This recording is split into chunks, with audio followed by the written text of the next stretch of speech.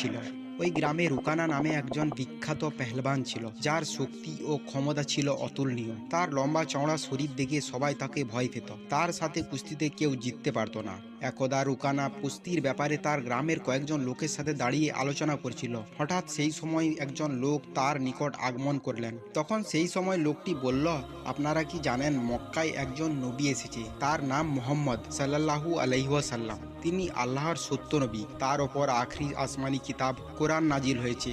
তার কথায় বহু মানুষ ইসলাম ধর্ম কবুল করেছেন। এই কথা শোনা মাত্রই সেখানে থাকা লোকজন সবাই বলে উঠল, আমরাও তার সাথে সাক্ষাৎ করতে চাই, আমরা দেখতে চাই তিনি কি আসলেই সত্য নবী নাকি কোনো ভণ্ডামি। এই কথা শোনা মাত্রই সেখানে থাকা মানুষজনের মধ্যে হইচই শুরু হয়ে গেল। কিন্তু রুকানা চুপচাপ দাঁড়িয়ে রইল এবং বলে উঠল, যদি সে আল্লাহর সত্যি পাঠানো নবী হয়ে থাকে তাহলে তাকে আমার সাথে কুস্তি লড়তে হবে এবং জিততে হবে। আর যদি আমি এই কুস্তি লড়াইয়ে তাকে হারিয়ে দিই তাহলে অবশ্যই সে এক ভণ্ডামি, সে সাধারণ মানুষ। এই কথা বলার পর সেখান থেকে রুকানা বাড়ি যাওয়ার জন্য রওনা হয়ে গেল। রুকানার এক ছেলে ছিল যার নাম ছিল ইয়াজিদ। সেও তার বাবার মতো অনেকটাই শক্তিশালী ছিল। সেও কখনো কোনো লড়াইয়ে হারতেন না। রুকানা তখন তার ছেলেকে বলল, আমি শুনেছি নাকি মক্কায় একজন নবী এসেছে যার নাম মোহাম্মদ, এবং আমি ভাবলাম যে মক্কায় যে তার সাথে আমি সাক্ষাৎ করব এবং তার সাথে কুস্তি লড়ার জন্য তাহাকে আহ্বান করব।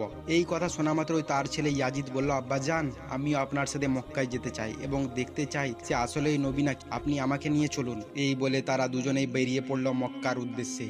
উত্তপ্ত গরম আরবের ধুলামাখা পথ দিয়ে অনেক পথ অতিক্রম করার পর তারা দুজনেই মক্কায় এসে পৌঁছল। মক্কায় প্রবেশ করার সাথে সাথে রুকানা একটা অসাধারণ, তার মনের মধ্যে শান্তি পেল। তিনি চারপাশ যখন দেখলেন, মক্কার মানুষের মুখে একটা নূর চমকাচ্ছে, যেমন মনে হচ্ছে এই শহরটাতে আল্লাহর রহমত বর্ষণ হচ্ছে। এইসব দেখে রুকানা তার ছেলেকে বলল, ইয়াজিদ, আমি মক্কার জমিনে পা রাখা মাত্র একটা আলাদা রকম আমার মনে শান্তি কাজ করছে। তার ছেলে তখন বলল, আব্বাজান, আমারও মনে এরকমই প্রশান্তি চলছে, আর এরকম মহল আমি আগে কোথাও দেখিনি। এই বলতে বলতে তারা কিছুজন লোককে দেখতে পেল এবং তাদের কাছে গিয়ে বলল, জনাব, আপনারা কি আমাকে বলতে পারেন যে মুহাম্মদ সাল্লাল্লাহু আলাইহি ওয়াসাল্লাম কোথায় আছেন? আমি তার সাথে সাক্ষাৎ করতে চাই। তখন একজন লোক বলল, আপনি কে এবং কোথা থেকে এসেছেন? তখন রুকানা বলল, আমি একজন বিখ্যাত পেহলবান, আমি ফাদাস গ্রাম থেকে এসেছি। তখন লোকটি বলল, হুজুরে পাক সাল্লাল্লাহু আলাইহি ওয়াসাল্লাম তিনি মসজিদে রয়েছেন।